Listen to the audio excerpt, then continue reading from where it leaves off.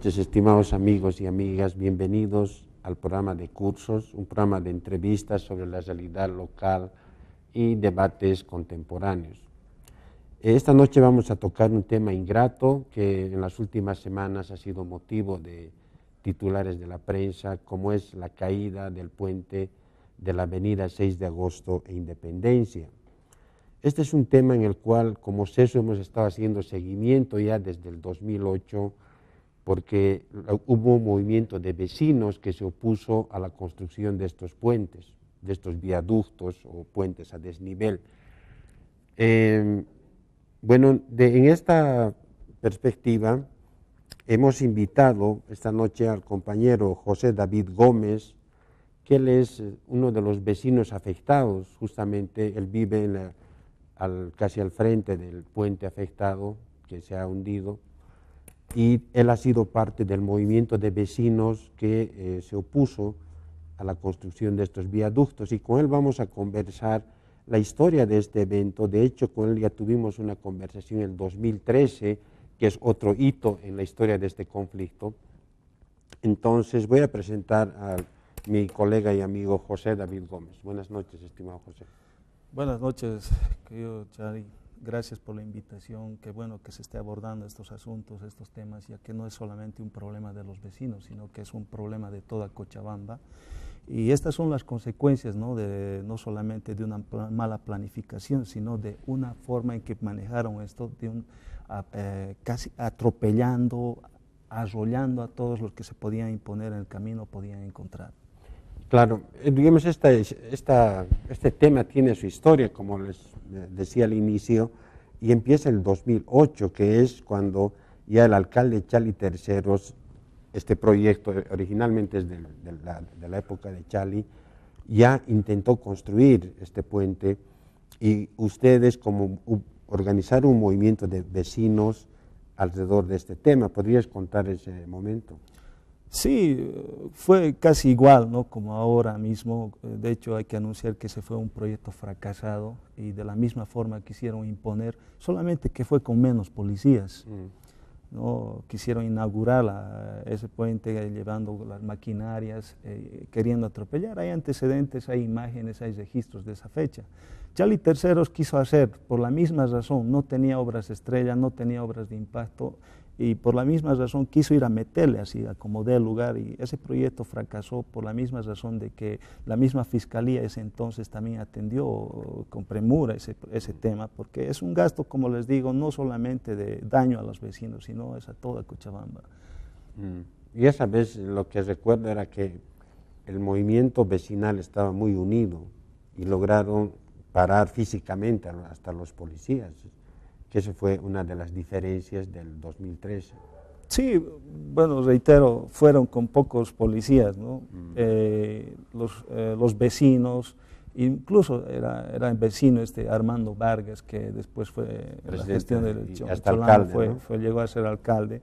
Él era una de las personas. Incluso Cholango, cuando hizo su campaña, fue a la vecindad a contar de que no se va a hacer puentes, de que van a respetar, y que necesitaban el apoyo, y que por misma razón fue de concejal Armando Vargas, que más tarde se convirtió, creo que vale el término, denominarlo un traidor, porque fue una de las personas que impulsó también, y no corrieron todos los procedimientos que tenga que ver desde el Ejecutivo, todo vinculado a lo que es la alcaldía.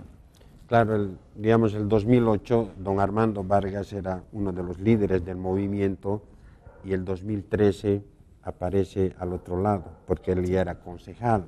Sí. Entremos al 2013. ¿De dónde surge la idea de otra vez, un poco sacan otra vez del cajón este proyecto del puente, y de dónde surge esta idea? Bueno, hay una presión, se rumorea que es una presión que viene desde La Paz ante el Cholango por la misma situación que se encontraba Chali Terceros, ¿no? No había absolutamente nada. Hacían jardines recarpetados, cambiaban focos, y lo mencionaban como que era gestión eso, ¿no? Para esas cosas son trabajos de rutina, no se requiere incluso un alcalde para eso. Claro. Pero sin embargo ventilaron, reinventaron este proyecto de la 6 de agosto y Panamericana, pero para darle más impacto de hacer obras estrella, se lanzaron a hacer 5 puentes que están proyectados, ¿no? Que está Claro. lo que es la Panamericana, la Independencia, la Barrientos, la República y la que hoy sí están procediendo también en la Beijing y Blanco Galindo. Falta hacer un puente en la plaza nada más, Chalí, o en la misma esquina de las Heroínas y San Martín o Ayacucho Heroínas, ¿no? Claro. Pero vuelvo a decir también, es una de las cosas bien interesantes de estos proyectos, a quien le interesa seguir todo esto, hay una ilegalidad profunda en todos estos proyectos. Claro, ahí es donde quiero entrar ahora. Ustedes otra vez se reorganiza el barrio, los vecindarios, y otra vez hacen sus demandas. Y al 2013 ustedes tenían una serie de objeciones a la construcción. ¿Cuáles eran? ¿Podría sintetizar cuáles eran las principales objeciones que tenían a la construcción de estos puentes? Bueno, quisiera mencionar primeramente el antecedente histórico de la zona, ¿no? Hay que recordar que es parte de las objeciones, sí, tomar en cuenta esta historia. Cuando Cochabamba solamente era hasta a la Aroma, antes esa zona era un basurero y posteriormente a los 30 por ahí cuando se hace la Serpiente Negra, que pasaba, muchos de nosotros lo hemos visto eso todavía, que además era un riesgo para la población, para la niñez, y finalmente lo taparon y lo convirtieron en avenida. Pero ese terreno hasta la fecha, pues cuando hay basura orgánica enterrada, nunca termina de asentarse, ¿no? Pero bueno, respondiendo a tu pregunta ahí, es que tres cosas. Perdón, ese tema antes. Es que lo que dices es importante porque la importancia de hacer estudios geológicos antes de construir estos puentes y que esos estudios definitivamente no se hicieron o se han hecho así muy superficialmente. Sí, Lo que dices, sí. No lo hicieron, fue como le digo, atropellando, ¿no? Llegaron, existen las imágenes que la verán, llegaron más de 300 policías, incluso estaba el carro Neptuno, estaban fuertemente armados. Bueno, las obras en Cochabamba, pues estamos acostumbrados a que se inaugure con challa, con fiesta, con alegría, con baile, pero aquí no fue ir a quebrantar, a romper aquel que se imponía. Hay una señora que es de la tercera edad que estaba ahí presente, que por defender también su hábitat, por defender su negocio, porque finalmente hay tiendas pequeñas, grandes, y entre esas pues la señora defendía lo que iba a poder comer o lo que iba a poder vender ese día, ¿no? Pero a ella le lesionaron la espalda que hasta la fecha tiene problemas de columna, y yo por defenderla también a mí me fracturaron la mano. Pero previo a todo esto, nosotros ya, para empezar este proyecto, nunca la socializaron. Jamás socializaron, pese a las reglamentaciones que existen, nunca, además de violar derechos constitucionales como el derecho al trabajo, al medio ambiente, un abanico de cosas de que tenemos derecho. Aunque decían que habían socializado con el distrito, ¿no? Que era una OTB funcional a la alcaldía. No solamente era una OTB, son 2 OTBs, ¿no? Direccionada por una señora Bustos y un tal Diego Cáceres y el presidente del distrito Edwin Huerta, quienes a espaldas de todos nosotros ellos ya habían ido a firmar, ya habían hecho todo diciendo que todo estaba ya consensuado, cuando no existe una sola firma de ningún vecino aprobando, ni mucho menos nadie estaba enterado de ese proyecto, ya lo habían estado haciendo, o sea, por debajo de la mesa o tras cortinas, ¿no? Había esas irregularidades, y aparte de eso también este proyecto no tiene, pues, tiene una ficha ambiental categoría 3, que además se le exime de hacer estudios de impacto ambiental. Así es. Y esa ficha lo reiteró además Sergio Rodríguez, que le apodan Vikingo. Él además en un medio de comunicación hace un mes y medio lo dijo, que tenía ficha ambiental categoría 3, que no requería consulta pública. Claro, ¿Por qué? Porque esa ficha significa que nadie vive en la zona, que no están afectando a nadie, que los edificios, las casas, los negocios, los habitantes... Que el impacto no justifica hacer ese estudio. Exactamente, y fue por esa razón que ni siquiera, incluso Elba Morales, yo me acuerdo, con la mano en la cintura muchos de estos mentirosos salían a los medios de comunicación a decir que estaba todo consensuado. Incluso a este tema apoyó Lucio Gómez, ¿no? Que era presidente de los transportistas federados, y por ahí se rumorea que también por ahí negoció, bueno, ciertos beneficios, pero el tema central de esto es que se ha violado los derechos constitucionales, las casas de ese lugar desde entonces se mueven, algunas casas se han fracturado y con esta caída pues también han sufrido nuevos daños las casas, ¿no? Ahí por ahí comentaban algunas personas de que el terreno no es apto. Sí, no es apto, no hicieron los estudios correspondientes que se deberían hacer en términos legales y en términos técnicos. ¿Ustedes han verificado si hubo algún cambio en el diseño original? Porque yo recuerdo que el diseño que presentaron a la alcaldía, que nos presentaron en una audiencia, era esta maqueta donde no era con el sistema de tirantes, sino era bloques, era un puente más compacto de bloques, ¿ya? Sí. Pero han cambiado ese diseño por este sistema de tirantes, yo entiendo por reducir costos. ¿Qué es lo que saben al respecto? Bueno, cuando nos llevaron con mentiras, de mostrarnos cómo iba a ser más o menos el proyecto a algunos vecinos, que después eso lo utilizaron, que era una socialización. Ahí estaba un tal Cabero y otros funcionarios de la alcaldía. Evidentemente mostraron otro diseño, ¿no?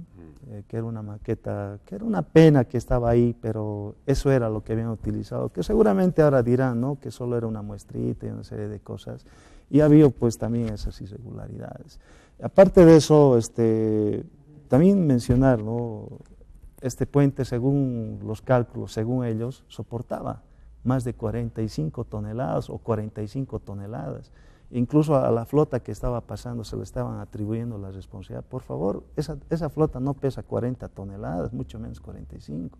Este puente se ha caído ¿por qué? Porque no soportó la excesiva carga de corrupción con la que ha sido diseñada y con la que ha sido ejecutada.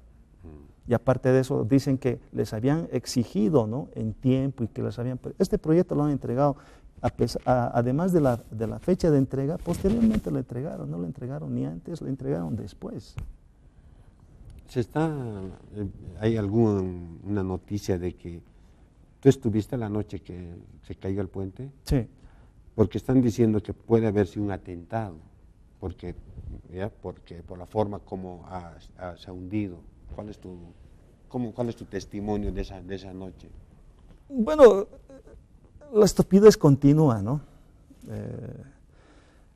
Yo estaba en mi casa, vi gente que estaba ahí en la calle y cuando se movió... ¿Qué hora más o menos? No recuerdo la hora más exacta, pero cuando se movió, pues yo pensé que era un temblor, ¿no? Como estamos en una zona sísmica. Lo que hice fue ir a pararme al marco de la puerta por razones de seguridad, ¿no? Para la cual estamos preparados. Pero ya cuando salí, pensé que como el movimiento era fuerte, algo podía haber salido, y no, pues lo que vi era que el puente se había caído, ¿no? Y por el diseño, pues ya hay una serie de opiniones. Solo veremos, ¿no? Qué es lo que dicen los expertos en este asunto. Solo esperemos que no se presten también a una serie de irregularidades que hemos estado viendo en muchas cosas. ¿Qué es lo que van a hacer los vecinos? Porque uno de los temas, por ejemplo, es el tema de las pérdidas económicas.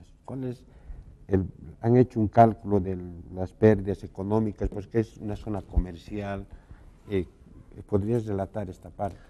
Bueno, de que hay una pérdida económica tremenda a los vecinos, sí la hay. Hay una tienda, incluso el alcalde Leyes estaba ahí cuando dieron una conferencia de prensa, cuando estuvieron la sociedad de ingenieros para ir a revisar. Hay pequeñas tiendas que viven del día, ¿no? Y hay tiendas grandes, la misma gasolinera, sus mismos empleados creo que se están yendo del lugar porque pues, no hay venta, ¿no? Claro. Entonces, todavía no hemos cuantificado la cantidad de daños, pero estamos justamente trabajando en eso, porque vamos a pedir un resarcimiento de daños, porque el 2013, cuando quisimos, aparte de denunciar todas estas cosas, muchos medios no nos querían siquiera recibir.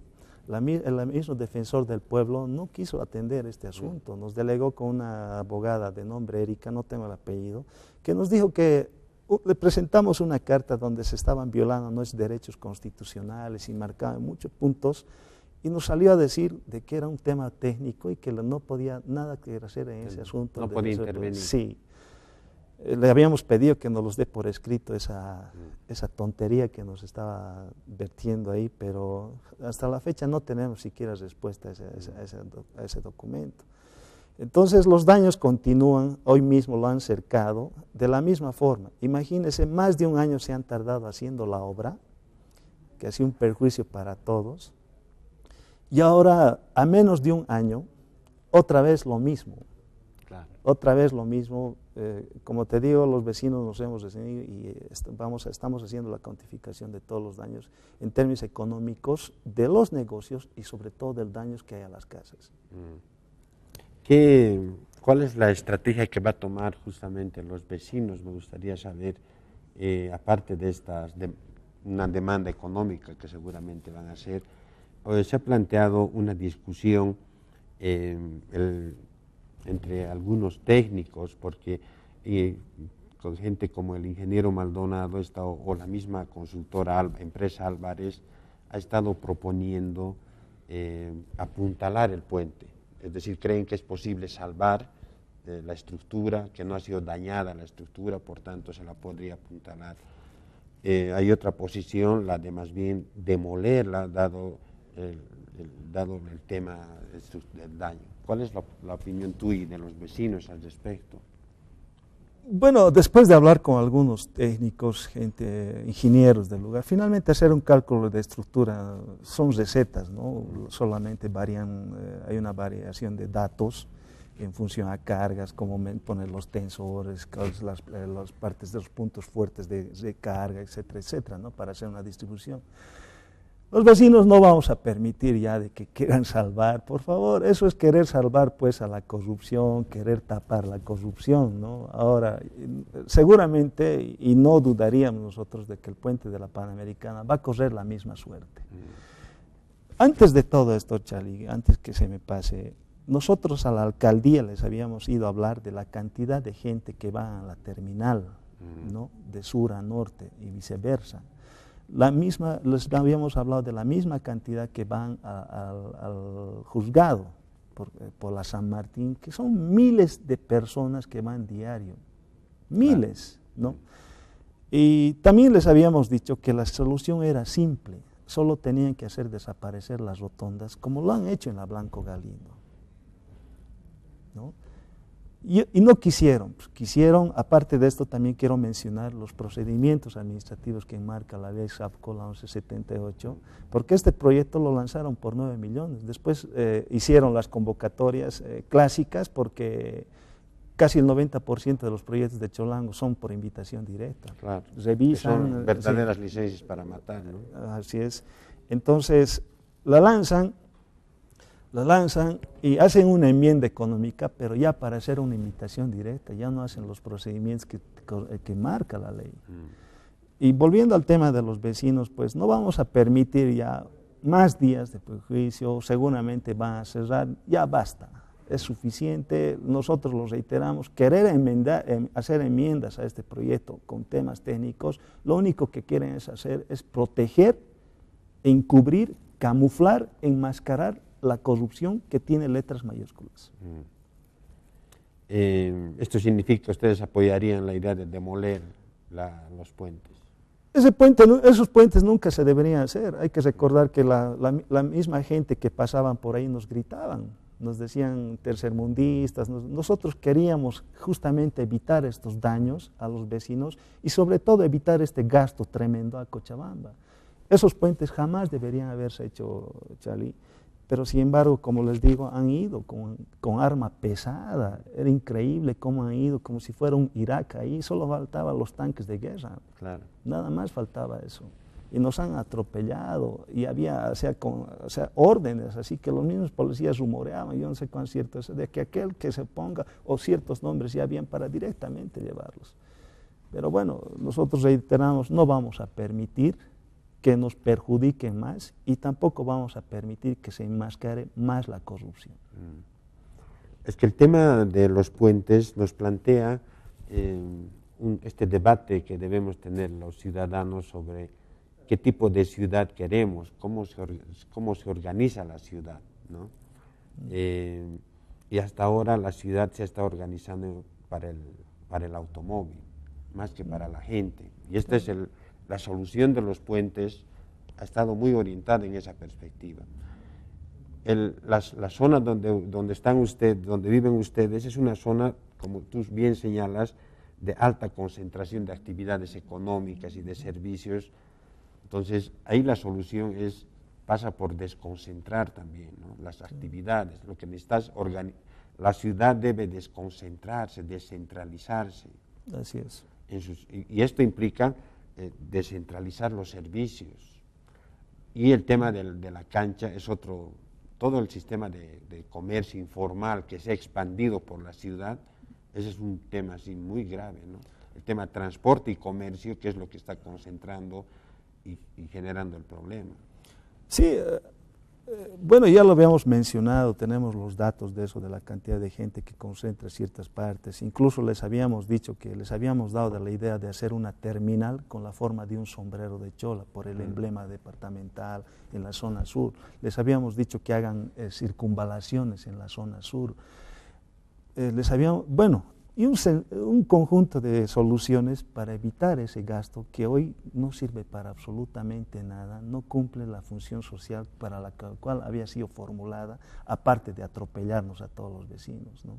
Claro. Hay que recordar que el Cholango entonces, por los medios de comunicación, decían que nosotros éramos malos vecinos, que nos oponíamos al desarrollo y progreso.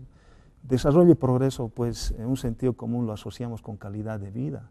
Pero esos puentes nos van a mejorar la salud, nos va a mejorar la calidad ambiental, nos va a mejorar la educación, va a mejorar nuestros hospitales, va a mejorar nuestras carreteras, va a mejorar las escuelas, va a mejorar nuestros mercados. Yo creo que nada, ¿no? Nos podríamos pasar el día y la noche aquí queriendo asociar progreso y desarrollo, ese desastre que hoy se ha caído por el excesivo peso de corrupción que carga ese puente. Bien.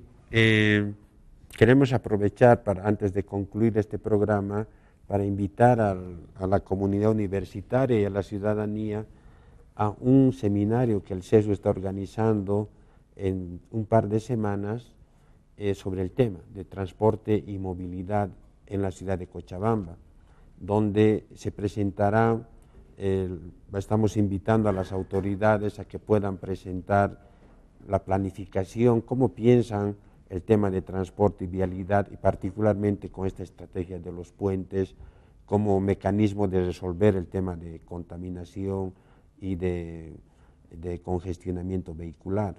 Asimismo, presentaremos los casos de estos movimientos vecinales, como el compañero David Gómez, que van a presentar su testimonio. Hay otros casos también, lo que ha sucedido en el caso del Parque José Cuadros, ahí en la República, ¿no?, que es otro desastre con ese puente y que los vecinos también han resistido. Entonces los invitamos a este evento. Gracias, estimado David, y esperamos volver a encontrarnos en otra oportunidad. Claro que sí, cuando gustes, y agradecerte nuevamente por la invitación, porque estas cosas hay que transparentarlas en una sociedad que está evolucionando, en una sociedad que quiere construirse, pero en un sentido de bien común, no en un sentido de destrucción y aprovechamiento sobre la base de pisar a quien sea por el camino. Gracias, buenas noches.